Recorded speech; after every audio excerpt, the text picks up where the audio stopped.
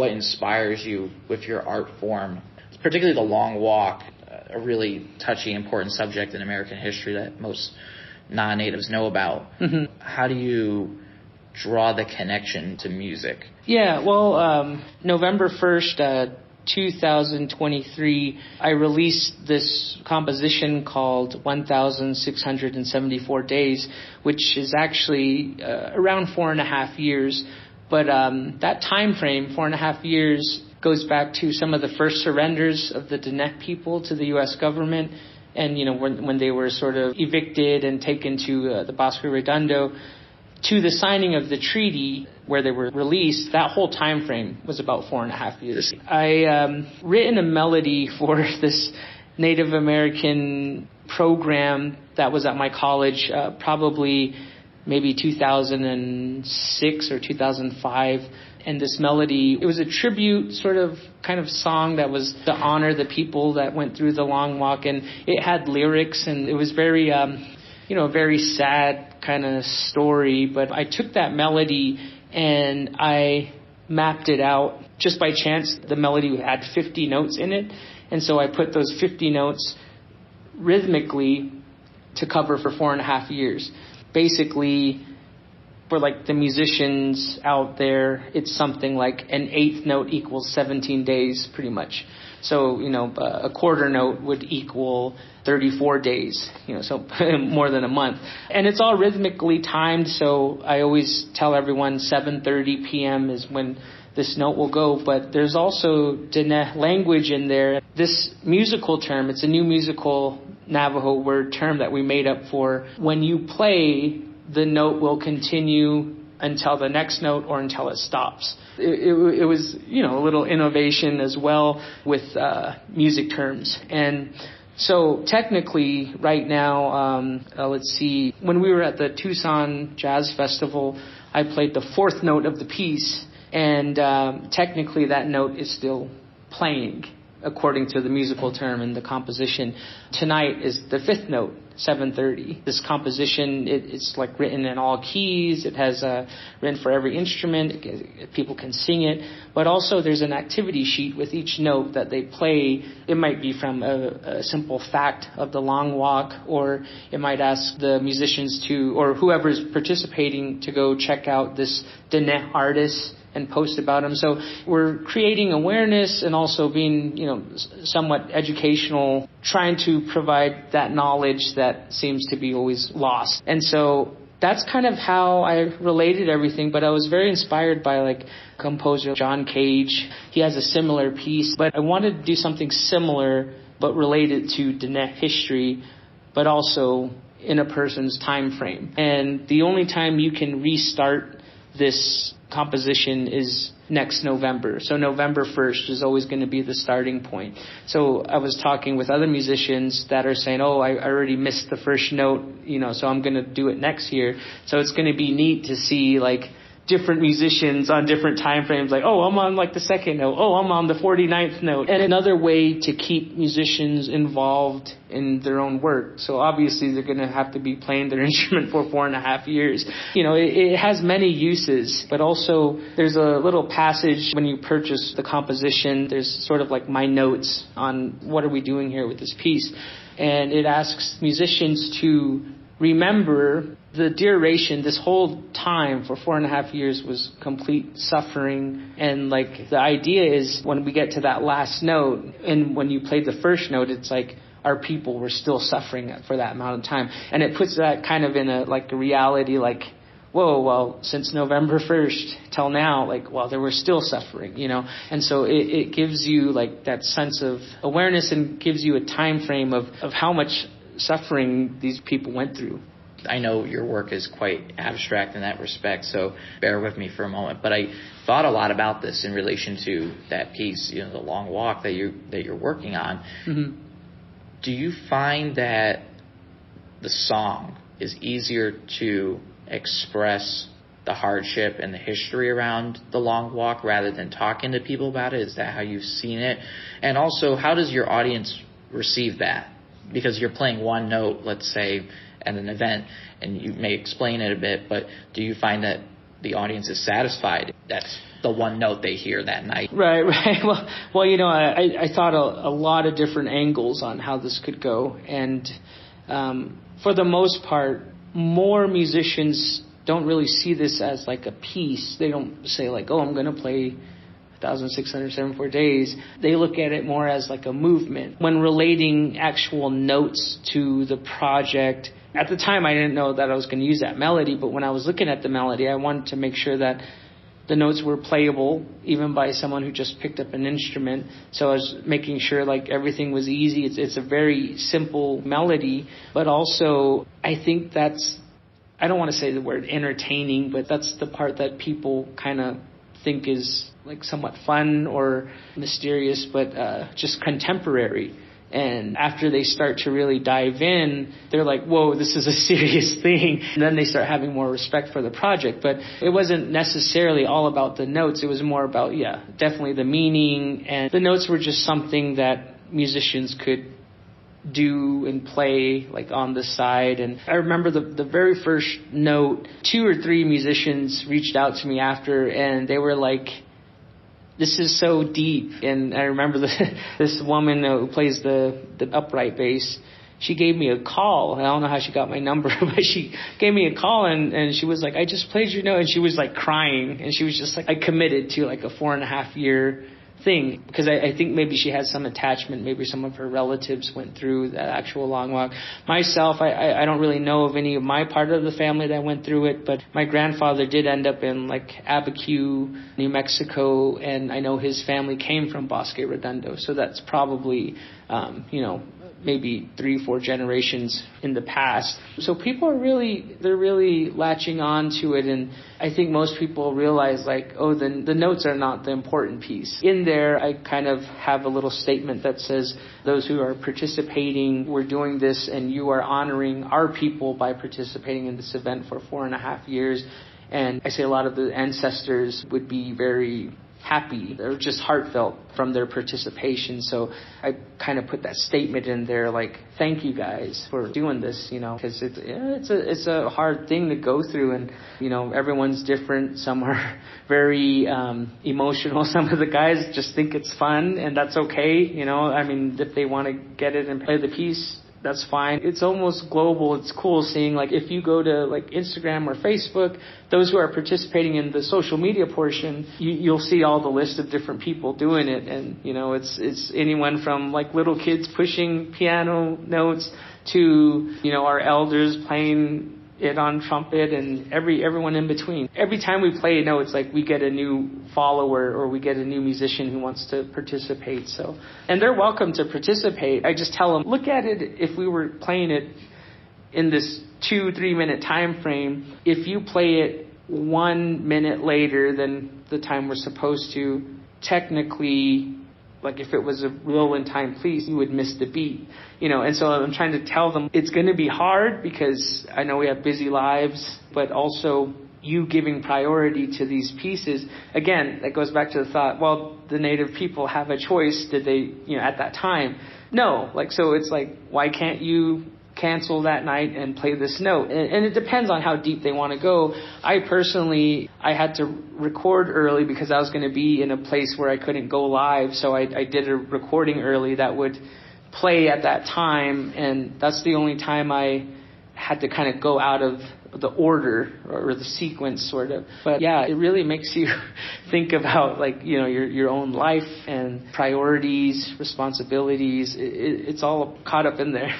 You took the word out of my mouth. It's a responsibility. It's equally inspiring to hear how much of an international impact your work is reaching people from all over the globe who are doing this work with you. Mm-hmm. Do you find that people are growing as they take the long walk with you, so to speak, throughout that whole process? Personalities definitely are changing, and I know that because one of my great friends, he's a local trumpet player, classical trumpet, and he does everything by the book, and he's also a funny guy who just kind of loves to crack jokes here and there. And when we were talking about this piece, and I talk about it very lightly, kind of like, oh yeah, you play notes like every other month, and it's pretty wild. So he kind of got the idea, like, oh okay, it's just a cool little venture. But when he bought it, Delbert, this is so heavy, this is really heavy stuff.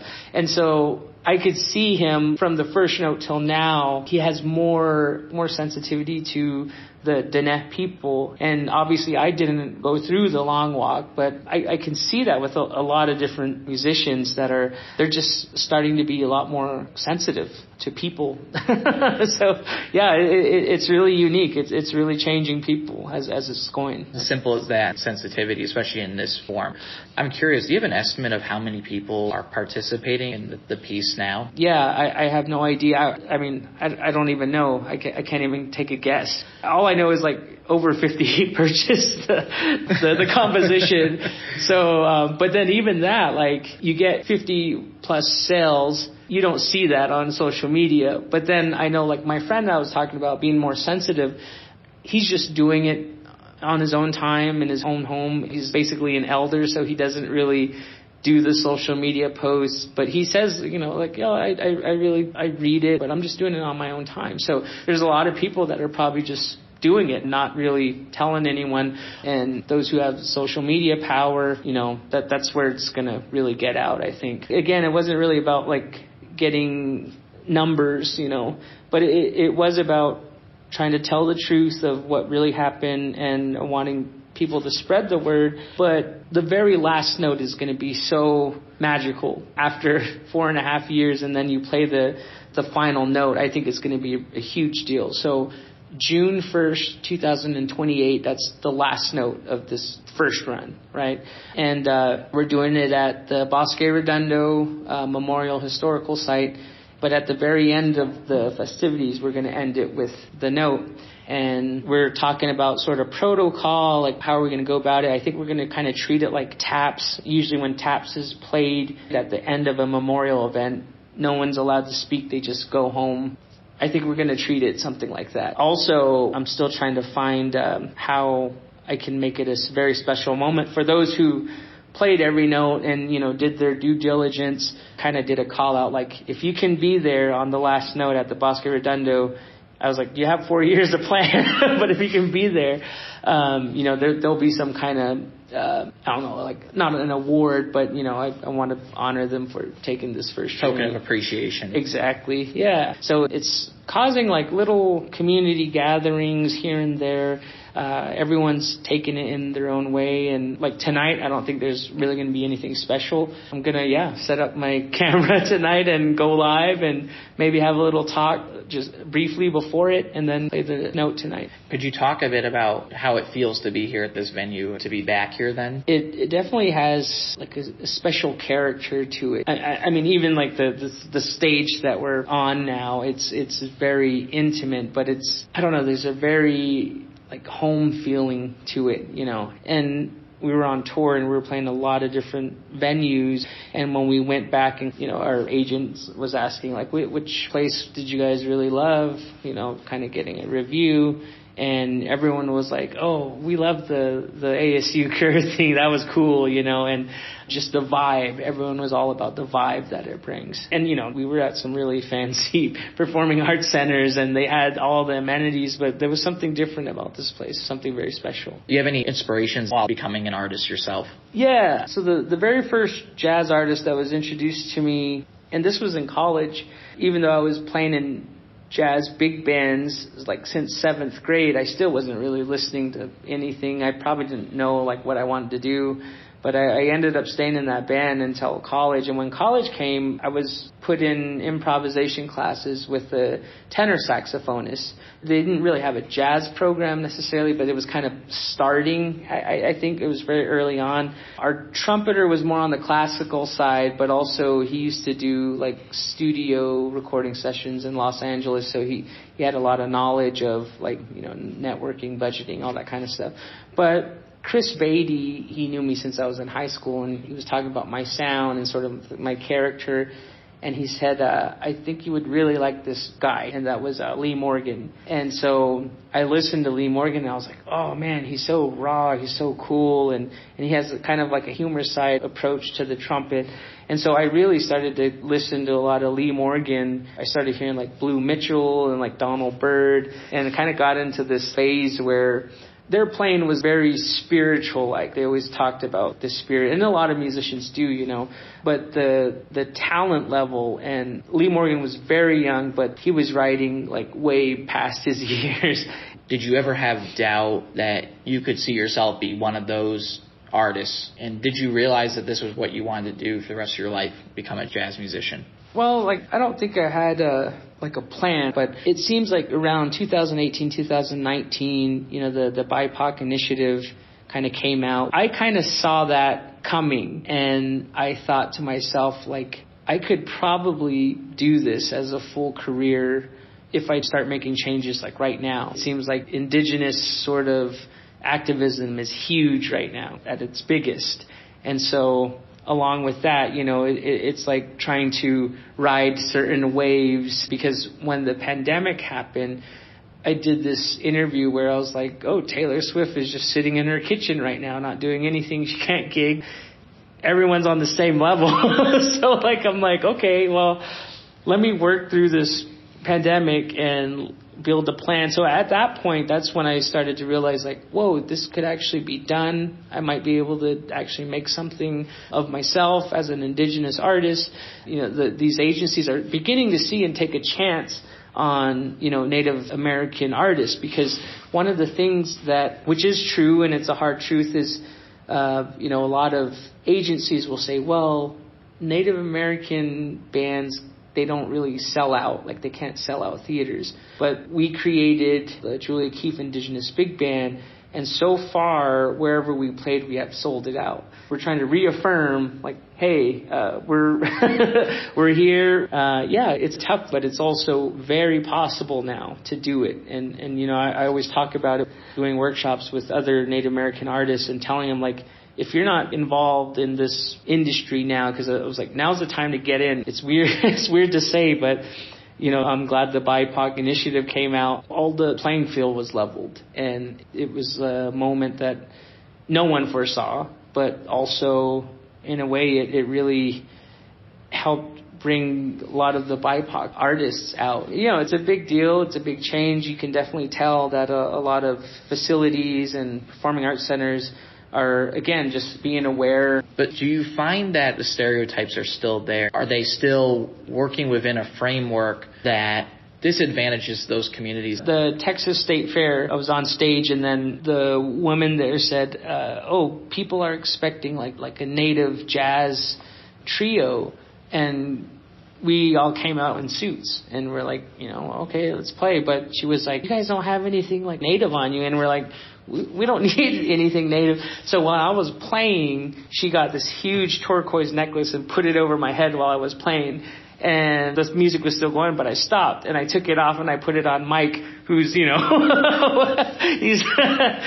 white, So I just put it on him, and then he just kept playing. And she was just looking at me what's wrong? But absolutely, it still exists. I mean, even though all of these things are going on, you got to think too, everyone's a business trying to make money, and you find those who really care, people here at this facility really care, they get it, but there's some that are just so caught up in this colonial practice or process to where it's a number on their page, oh, here comes the Indians, they're going to do their set. Literally, that's how it's run sometimes. And I, for one, because it's so attached to my financials and my living, and because it's my career, I tend to walk that very fine line. You understand it's your profession, but it's also your life.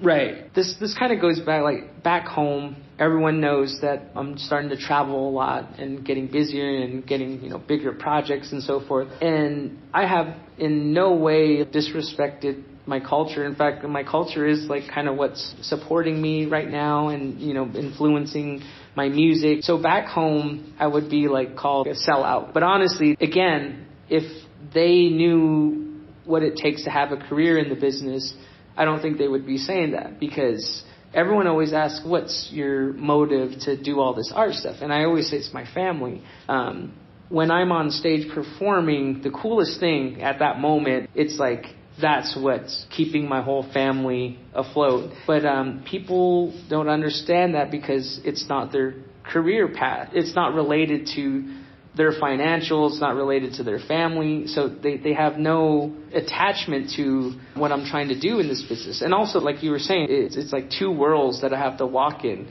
That's where like a lot of conflicts happen. You know, back home, everyone's like, oh, he forgot his traditional ways, or he's no longer living the indigenous way, because they see all the plane pictures, the restaurants, and all these things. And it's like, no, man, I'm just here in this unknown territory, and I'm just playing my music because it's what's keeping the lights on and the house warm. What are spinning songs, and the process of getting permission to do so? It's actually a really funny story, but spinning songs are basically social songs that teach somewhat of a life lesson. And quite honestly, anyone can write a spinning song. It's not just for the Diné people. It's more as a general kind of like a way to pass knowledge, a way to dance and just have fun. So when I started to figure out I wanted create this music and be inspired from my songs, the first thing was I knew I couldn't play any ceremonial songs, because those are considered sacred. And it sounds funny, like me as a Diné person getting afraid of appropriation of my own culture.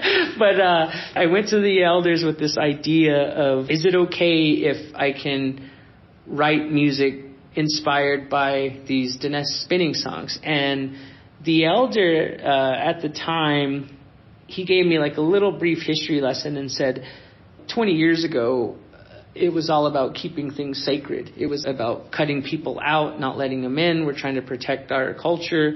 And he also said, but we did that because it was a very specific moment in time. He said, now we don't have that problem. And he told me that whatever your problem is today, you have to act upon it however you need to or however you want to. But he also said, you're an artist, you're in creativity. He kind of referenced creation or creator. Everything is at your disposal. We talked today about comedians going too far, and it's kind of the same way with the arts. There are people that are putting very sacred language, designs on pottery, on clothing, and I'm sure they're going through this whole thing too, but the elders were just very cool about everything. They told me yeah, you should. And they said, one thing is, a spinning song is about your environment that you're in. And so they said, this drummer and this bass player that you have, think of it as a tornado, and it's gathering everyone up around you. You're getting influences. And then at the very end, whatever was mixed is now shot out. So that out of this collaboration with the bandmates, their different beliefs, background systems, whatever we're putting out, it's like a mixture. Again, the spinning song was social, it's environmental, and that's what people are going to hear, because we have a Rastafarian drummer who loves reggae. We have Mike McLuhan, who's a deadhead, he loves the explorational jams. And we have Robert, who's just crazy and talented. He used to play a lot of hip hop stuff when he was in New York City and Portland.